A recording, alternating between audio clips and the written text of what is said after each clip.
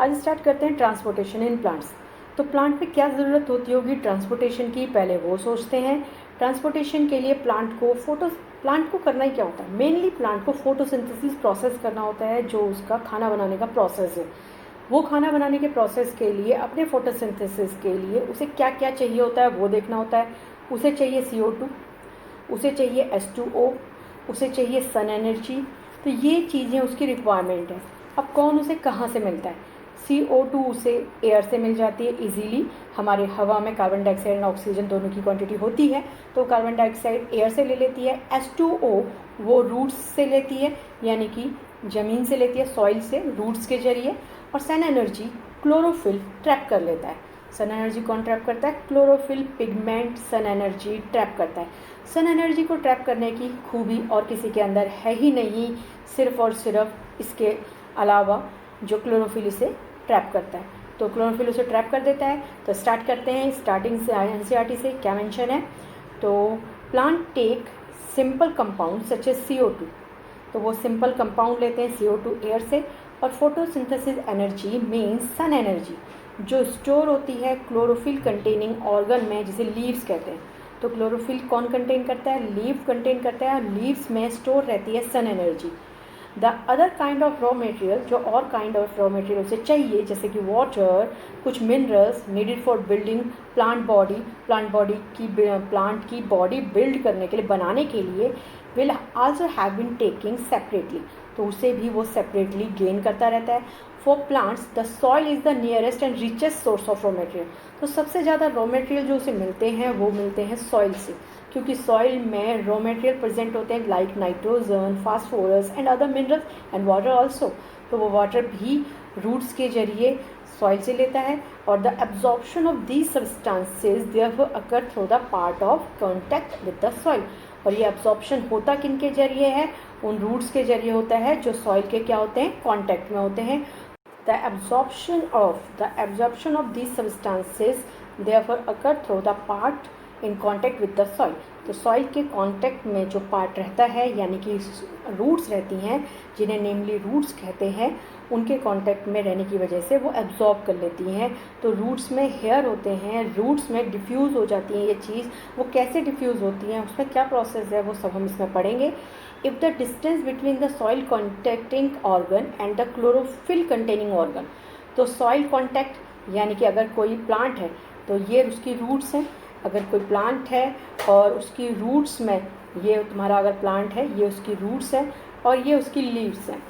यहाँ पर खाना बनना है, क्लोरोफिल यहाँ स्टोर हो रखा है, और जबकि जो बाकी रॉ मटेरियल है जैसे वाटर एंड मिनरल्स, वो नीचे से जाना है। अगर इनका बीच का डिफरेंस कम है, यानी प्लांट छोटे छोटे हैं, तो लीव्स का और रूट्स का डिफरेंस कम है, तो डिफ्यूज़ करके एक दूसरे की ज़रूरत पूरी कर देंगे। ये डिफ्यूज़ करके वाटर और मिनरल को यहाँ पहुँचा देगा। यहाँ फोटोसिंथेसिस प्रोसेस होगा। फोटोसिंथेसिस प्रोसेस में जो शुगर बनेगी, शुगर मतलब सिंपल ग्लूकोज बनेगा, वो पूरी प्लांट बॉडी में डिफ्यूज़ के ज़रिए पूरी प्लांट बॉडी को एनर्जी प्रोवाइड कर देगा। लेकिन उन प्लांट्स का क्या करें जो प्लांट साइज़ में क्या हो, बड़े। तो द अब्जॉर्प्शन नेमली यहाँ तक हो गया। If the distance between the soil contacting organ, तो जो सॉइल से कॉन्टैक्ट होता है जिन ऑर्गन्स का, और क्लोरोफिल कंटेनिंग ऑर्गन्स यानी कि रूट्स और लीव्स के बीच का डिफरेंस अगर स्मॉल हो, तो energy and raw material can easily diffuse to all part of the plant body. तब तो एनर्जी और रॉ मटेरियल आराम से डिफ्यूज हो जाएंगे। लेकिन अगर ये डिस्टेंस लार्ज होगा because of the change of the plant body design, क्योंकि प्लांट की बॉडी डिज़ाइन में डिफरेंस होगा, यानी वो बड़े टॉल ट्रीज होंगे, diffusion process will not be sufficient. तो डिफ्यूजन प्रोसेस से काम नहीं चलने वाला। To provide raw material in leaves and energy in roots.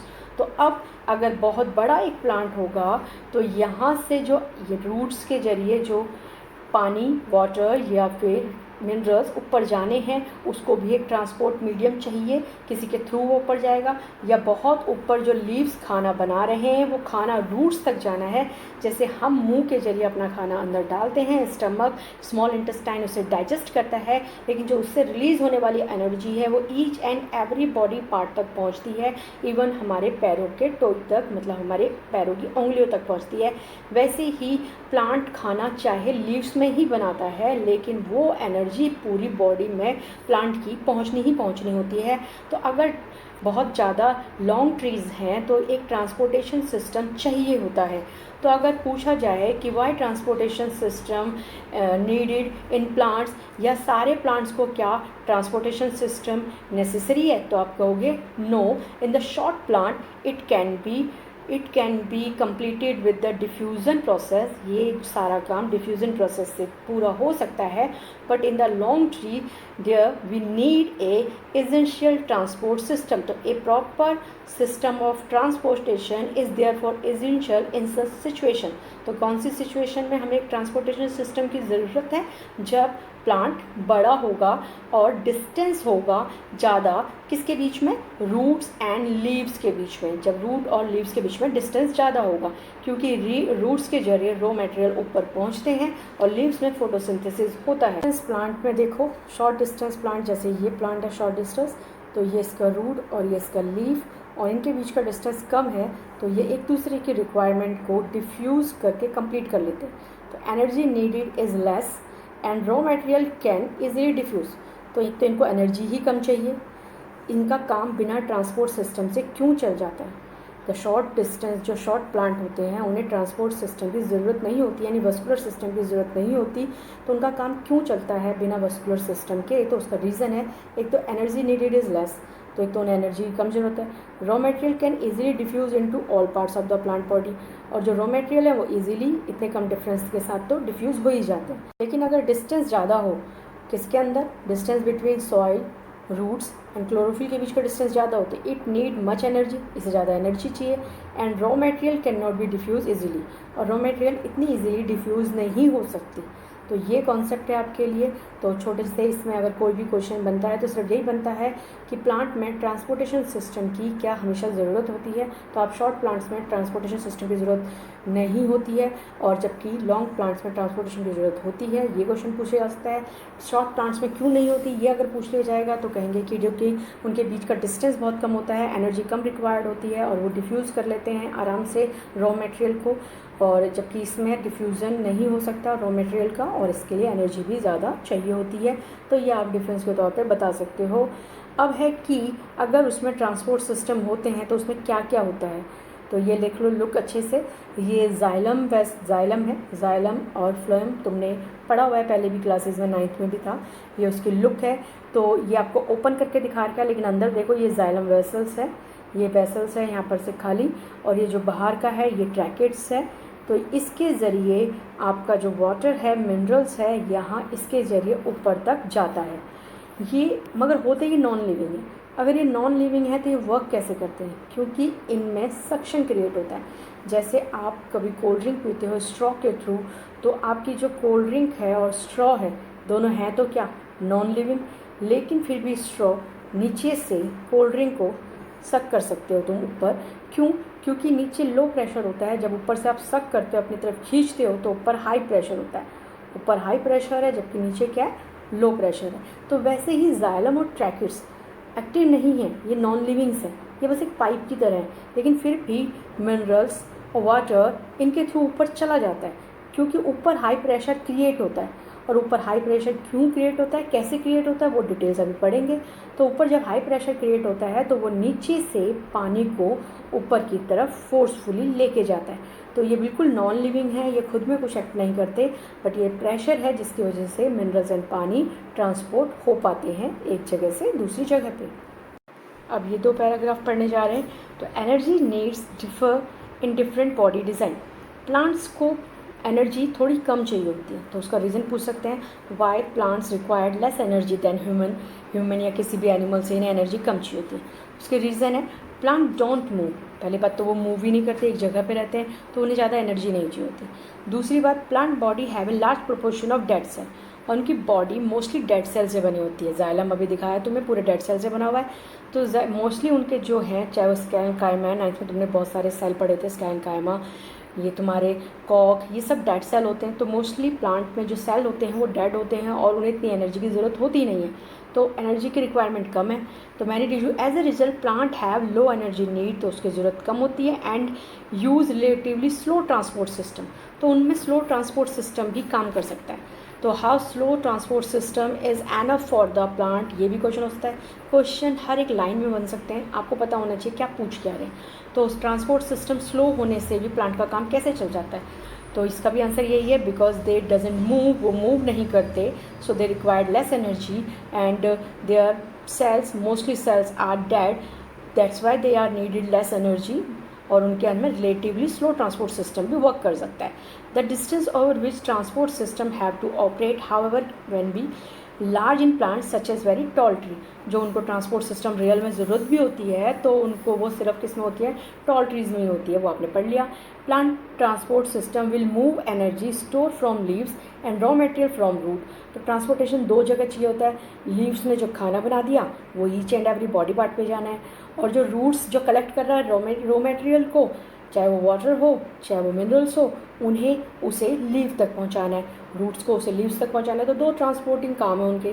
These two pathway are constructed as independently organise conducting tubes, और ये दोनों काम दो डिफरेंट ट्यूब्स करती हैं, xylem and phloem. One the xylem जो मूव करती है वाटर एंड मिनरल को ऑब्टेन फ्रॉम द सॉइल, जो सॉइल से मिला उसे ऊपर मूव करती है। The other is phloem, transport करता है प्रोडक्ट ऑफ फोटोसिंथेसिस के प्रोडक्ट को लीव्स से where they are synthesise, leaves जहाँ पर वो सिंथेसाइज होते हैं यानी मैन्युफैक्चर होते हैं, केमिकली मैन्युफैक्चर होने को सिंथेसाइज कहते हैं, तो जहाँ पर वो फोटोसिंथेसिस के शुगर जो वो मैन्युफैक्चर करते हैं बनाते हैं, वहाँ से उसे बाकी पार्ट्स में जाना होता है, to other parts of plant में जाना होता है। तो अब हम पढ़ेंगे डिटेल में कि कैसे कैसे वो मूव कर पाते हैं। अभी आपको पिक्चराइज किया था कि जाइलम टिश्यू कैसे काम करता है, तो xylem tissue vessels and tracheids, तो किस किस से बना होता है, वेसल और ट्रैकेट से बना होता है, ऑफ द रूट्स, तो in xylem tissue vessels tracheid of the roots, stems and leaves are interconnected to form continuous system of water, तो नीचे के जो जाइलम के टिश्यू होते हैं वो स्टेम से और लीव से एक इंटरकनेक्टिंग फॉर्म बना रखी होती है, मतलब कि जाइलम वेसल नीचे रूट से लेकर ऐसे स्टेम्स में और फिर लीव्स तक पहुंच तो जाते ही हैं, लेकिन बताया कि वो नॉन लिविंग है, खुद नहीं पानी लेके जाते, सक्शन क्रिएट होता है, प्रेशर क्रिएट होता है जिसकी वजह से पानी ऊपर जाता है, लेकिन एक कंटिन्यूस पाथ तो उनका बना हुआ है। At the root cell is contact with the soil, cell contact में रहते हैं सॉइल के, एक्टिवली टेकअप आयंस, वो आयंस लेते हैं। This created difference in the concentration of these ions, ये लाइन बहुत इंपॉर्टेंट है, मतलब दो रीज़न होते हैं वैसे किसके, कि पानी को सकअप करके ऊपर तक पहुंचाना, जब पानी बोला जाए तो मिनरल्स उसके साथ ही है, तो वाटर एंड मिनरल्स को सक करके ऊपर तक पहुंचाने में दो रीज़न काम आते हैं। ये पहला रीज़न है आयंस वाला, जब भी रूट्स जो होती हैं वो मिट्टी के कांटेक्ट में आती हैं, सॉइल के कांटेक्ट में आती हैं, तो वो आयंस को पिक कर लेती हैं, आयंस को एब्जॉर्ब कर लेती हैं।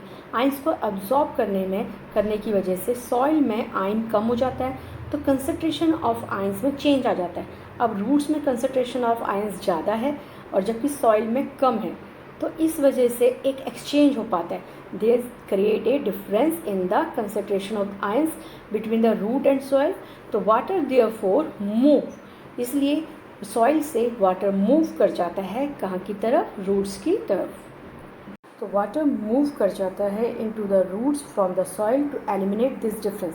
तो क्या क्या बताया अभी कि रूट्स में जब भी रूट्स कांटेक्ट में आते हैं सॉइल के, तो वो सॉइल के आयंस को एब्जॉर्ब कर लेते हैं बहुत फास्टली। जब वो सॉइल के आयंस को एब्जॉर्ब कर लेते हैं तो वहाँ एक डिफरेंस क्रिएट हो जाता है, जो कंसंट्रेशन ऑफ आयंस है वो रूट्स में ज़्यादा हो जाता है और जबकि सॉइल में कम हो जाता है, तो इसलिए वाटर मूव कर जाता है इनटू द रूट्स में फ्रॉम द सॉइल, ताकि वो एलिमिनेट कर सके इस आयंस डिफरेंस को। दिस मीन्स वाटर के मॉलिक्यूल अपने आप में एक आयंस है H2 और O, वो भी एक H प्लस और OH नेगेटिव आयंस हैं, तो इस आयंस के डिफरेंस को ख़त्म करने के लिए वाटर मूव करता है रूट्स की तरफ। तो वाटर तो एंटर हो गया किसमें, रूट्स में। अब वाटर को ऊपर जाना है, तो ऊपर भी क्या इसी प्रोसेस से चला जाता है, नहीं, उसके लिए एक सेकंड प्रोसेस भी है जो आगे वर्क करेगा। अभी बस वाटर को एब्जॉर्ब कर लिया गया रूट्स के थ्रू, किसकी वजह से, क्योंकि आयंस में डिफरेंस था। आयंस में डिफरेंस क्यों आया, क्योंकि सॉइल में जो आयंस होते हैं वो फास्टली एब्जॉर्ब कर लिए जाते हैं रूट्स के जरिए। This means that there is a steady movement होती रहती है वाटर की इनटू रूट जाइलम।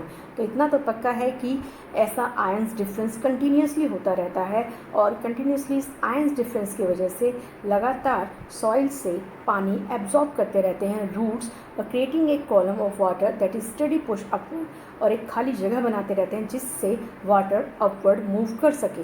लेकिन क्या ये प्रेशर अपने आप में पूरा है कि जिसकी वजह से पानी ऊपर चला जाए? नहीं, ये अपने आप में नहीं है। तो एक और स्ट्रेटेजी है जो अप्लाई की जाती है ताकि पानी ऊपर चला जाए। एक बार और देखो, ये हैं तुम्हारे जो येलो हैं वो आयंस हैं, जबकि ये ब्लू वाला जो शो करता है वाटर है।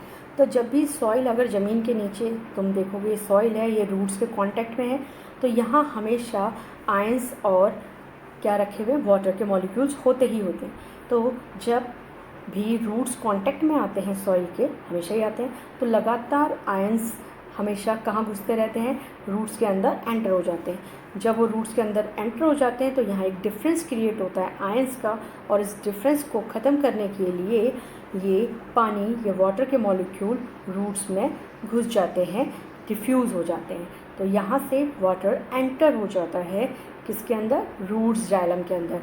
अब रूट्स जाइलम के अंदर एंटर होने के बाद इस पानी को आगे भी जाना है, लेकिन क्या सिर्फ इतने ही प्रेशर से यहाँ तक पानी पहुँच सकता है? क्या वो आगे तक भी पहुँच सकता है? नहीं। तो इसके लिए वर्ड यूज़ होता है ट्रांसपीरेशन। ट्रांसपीरेशन क्या है? जब अभी बताया था कि जैसे हम सक करते हैं किसी भी स्ट्रॉ के ज़रिए कोल्ड ड्रिंक को, तो वो एक नॉन लिविंग थिंग है, लेकिन फिर भी वो सक कर लेती है, ऊपर ले आती है पानी को। तो उसी तरह से जो जाइलम टिश्यू है वो भी नॉन लिविंग है, लेकिन फिर भी पानी को ऊपर तक खींच पाता है, क्योंकि ऊपर एक सक्शन होता है, ऊपर एक हाई प्रेशर होता है। तो वो हाई प्रेशर कैसे क्रिएट होता है वो देखो। आपकी लीव्स में स्टोमाटा होते हैं, यानी कि छोटे छोटे छेद होते हैं। वो स्टोमाटा डे टाइम पे ओपन हो जाते हैं। जब वो डे टाइम पे ओपन हो जाते हैं तो एक्सचेंज ऑफ एयर तो होता ही है, यानी कार्बन डाइऑक्साइड बाहर अंदर और ऑक्सीजन बाहर तो जाती है। लेकिन जब वो स्टोमाटा खुलते हैं तो उसमें से वाटर मॉलिक्यूल भी बाहर निकल जाते हैं, यानी एवोपरेट हो जाते हैं। तो evaporation of water is known as the transpiration, और इस प्रोसेस को क्या कहते हैं? ट्रांसपीरेशन। तो ट्रांसपीरेशन होने की वजह से यहाँ पानी के मॉलिक्यूल अब धीरे धीरे लीव्स में कम होते रहते हैं। तो वो जो धीरे धीरे लीव्स में ट्रांसपीरेशन कम होता की वजह से पानी की शॉर्टेज होती रहती है, तो वहाँ एक हाई प्रेशर क्रिएट होता है, सक्शन क्रिएट होता है, और वो नीचे वाले पानी को अपनी तरफ क्या कर लेता है? खींच लेता है या सक कर लेता है। तो इस तरह से एक सेकंड स्ट्रेटेजी ये है, वो है ट्रांसपीरेशन वाली। तो पहली है स्ट्रेटेजी है आयंस, जो सॉइल में आयंस होते हैं वो रूट्स पिक कर लेते हैं। सेकंड स्ट्रेटेजी है तुम्हारी वाटर वाली, कि वाटर कैसे आगे जाके सक किया जा सकता है, क्योंकि ऊपर ट्रांसपीरेशन होता रहता है हमेशा लीव्स में, और वहाँ एक सक्शन क्रिएट होता है, एक जगह क्रिएट होती है, और जिसकी वजह से वहाँ हाई प्रेशर और नीचे लो प्रेशर होता है, और हमेशा मूवमेंट हो जाती है ऊपर की साइड। इस पैराग्राफ में आपको पास ट्रांसपीरेशन के लिए है, ये डायग्राम भी ट्रांसपीरेशन को ही शो कर रही है, और एक लॉन्ग ट्री दिखाया गया है कि किस तरह से देखो ये वाटर है, जो ब्लैक ब्लैक आपको दिखाए गए हैं एरोज, ये वाटर के लिए है कि किस तरह से रूट्स वाटर को एब्जॉर्ब कर लेते हैं डिफरेंस बिटवीन आयंस की वजह से, और फिर ये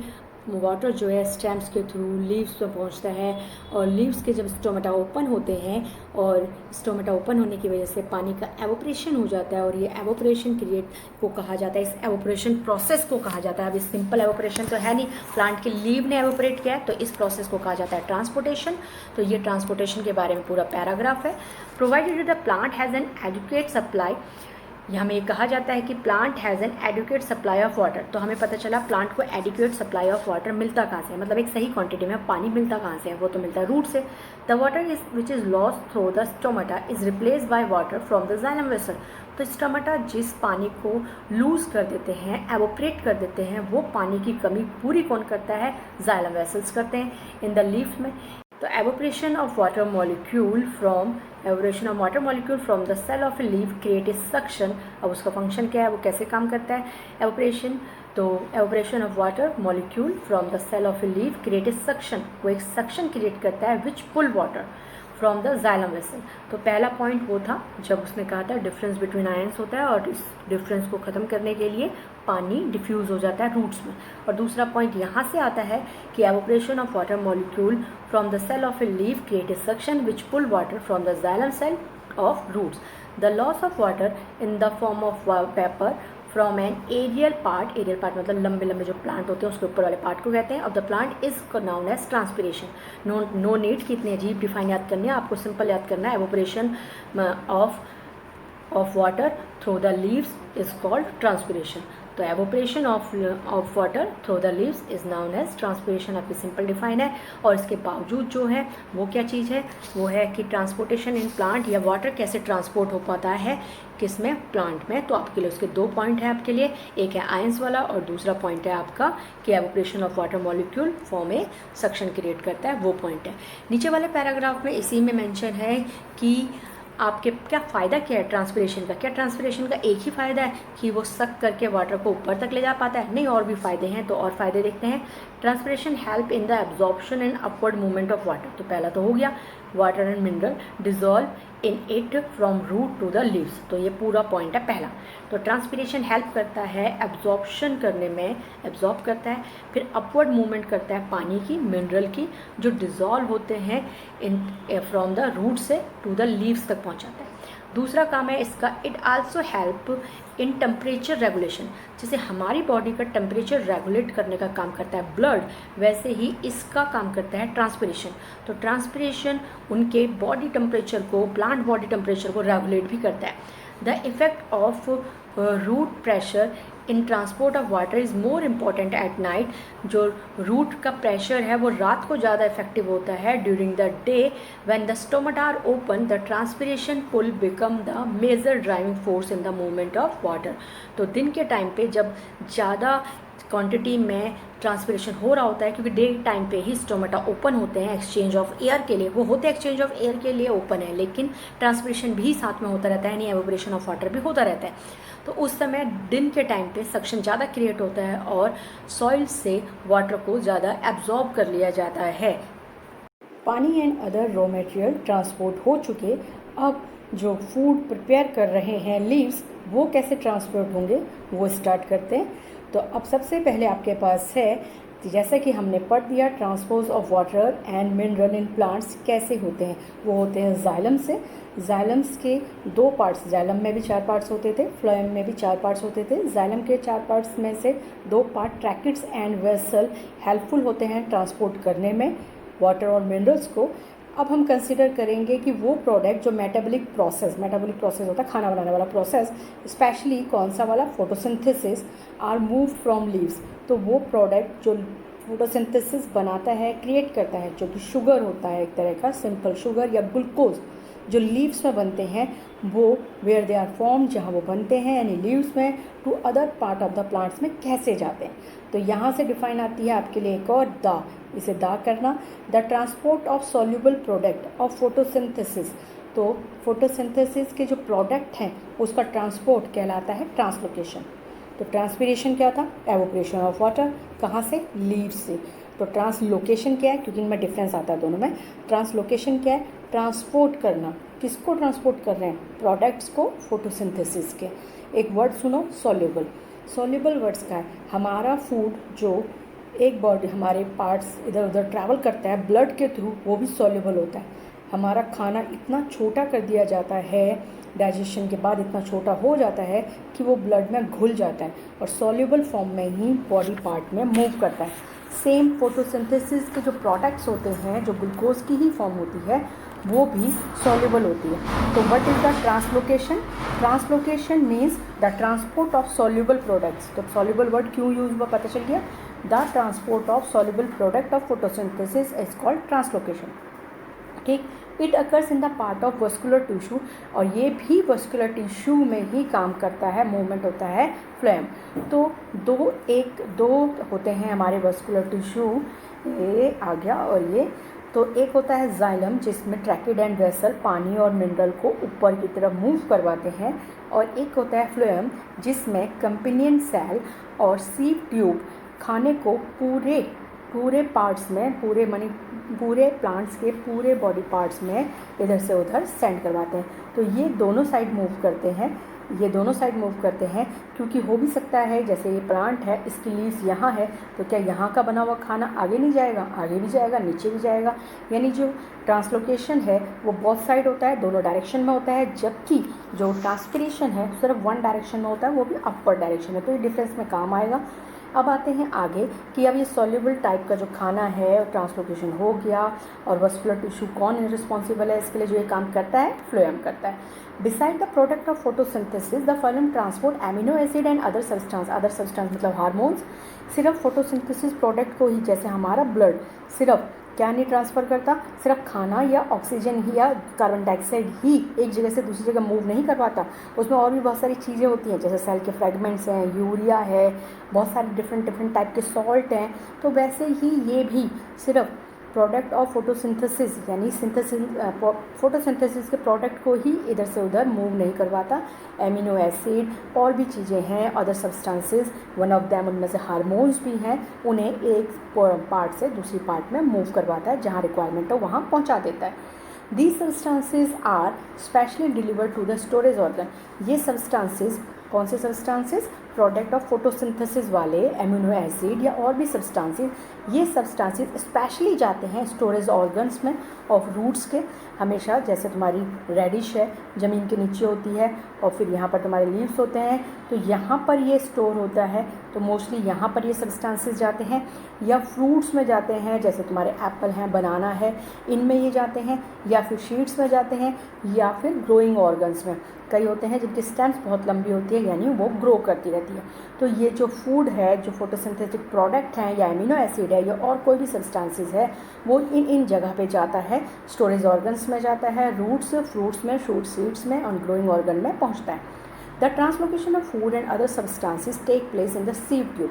कहाँ होता है ये? सीव ट्यूब में। और हेल्प कौन करता है? Adjacent companion cell. कंपेनियन मतलब होता है ये साथी, तो ये हमेशा बस साथ देता है। सीव ट्यूब काम करता है, लेकिन ये उसका साथ देता है। Both in upward and downward direction में दोनों मूव करते हैं ये, यानी कि ये रेडी फूड को, अमीनो एसिड वगैरह या हार्मोन्स को दोनों साइड मूव कर सकते हैं, upward and downward and in all direction में मूव कर पाते हैं। जबकि जाइलम वेसल्स जो थे वो पर्टिकुलरली सिर्फ अपवर्ड मूव करते थे। अब आगे बढ़ते हैं। जैसे transport in xylem which can be largely explain by the simple physical process. Force से हुआ था, सिंपल फिजिकल फोर्स लगा था, मतलब ऊपर एक सक्शन क्रिएट हुआ था, क्योंकि वो खुद नॉन लिविंग है, कुछ फ़र्क नहीं पड़ रहा था उनको, बस ऊपर एक सक्शन क्रिएट हुआ जिसकी वजह से पानी ऊपर खिंच गया, या फिर आयंस का डिफरेंस की वजह से पानी रूट्स के अंदर एंटर कर गया था। लेकिन ट्रांसलोकेशन में ऐसा नहीं होता। ट्रांसलोकेशन इन फाइलम अचीव्ड किया जाता है। ट्रांसलोकेशन फ्लोएम में होने के लिए उसे एनर्जी की ज़रूरत होती है, जो हमारी तरह वो भी स्टोर करते हैं एटीपी की फॉर्म में। हर किसी में बॉडी में, लिविंग बीइंग की बॉडी में जो एनर्जी स्टोर होती है वो एटीपी की फॉर्म में होती है। तो ट्रांसलोकेशन प्रोसेस के लिए, फ्लोएम में जो ट्रांसलोकेशन प्रोसेस होता है उसके लिए हमेशा एटीपी एनर्जी का यूज़ होता है। तो हमने पढ़ा ट्रांसलोकेशन के लिए एनर्जी की ज़रूरत होती है। तो मटेरियल लाइक सुक्रोज ग्लूकोज की ही एक फॉर्म है। तो जो इसका फोटोसिंथेसिस का प्रोडक्ट है वो सुक्रोज है। इस ट्रांसफ़र इनटू फ्लोएम, उसको ट्रांसफ़र कर दिया जाता है फ्लोएम में। सपोज़ ये तुम्हारी लीव्स है और यहाँ पर फ्लोएम है, तो यहाँ से इस फूड को, इस प्रोडक्ट को, फोटोसिंथेसिस प्रोडक्ट को यहाँ ट्रांसफ़र कर दिया जाएगा टिश्यू में यूजिंग एनर्जी फ्रॉम एटीपी। ऐसे ही नहीं ट्रांसफ़र होता, एनर्जी यूज़ की जाती है फ्रॉम एटीपी से। और जब यहाँ पर वो पहुँचती है तो यहाँ पर इंक्रीज़ हो जाता है osmotic pressure of the tissue में। इसलिए नहीं कि हमने खाना इसमें डाला, क्योंकि बगल में जब फ्लोएम टिश्यू होता है उसके ही बगल में जाइलम टिश्यू भी होता है, और वो यहाँ पानी भी ऑस्मोसिस कर देता है, यानी पानी भी इसके अंदर डाल देता है। तो ऑलरेडी इसमें फूड गया और यहाँ से इसमें पानी भी एंटर हुआ, तो नेचुरल बात है यहाँ जो है फिल हो गया होगा, ज़्यादा भर गया होगा, यानी यहाँ पर प्रेशर ज़्यादा हो गया होगा। तो आगे अगर यहाँ से कोई ब्रांच जा रही है और वहाँ पर प्रेशर कम है, तो यहाँ पर प्रेशर ज़्यादा है, तो यहाँ पर प्रेशर ज़्यादा है, तो वो कहाँ की तरफ मूव कर जाएगा? जहाँ प्रेशर कम है। तो इस तरह से खाना इधर से उधर ट्रांसलोकेट हो जाता है, मतलब इधर से उधर ट्रांसफ़र किया जाता है, ट्रांसपोर्ट कर दिया जाता है।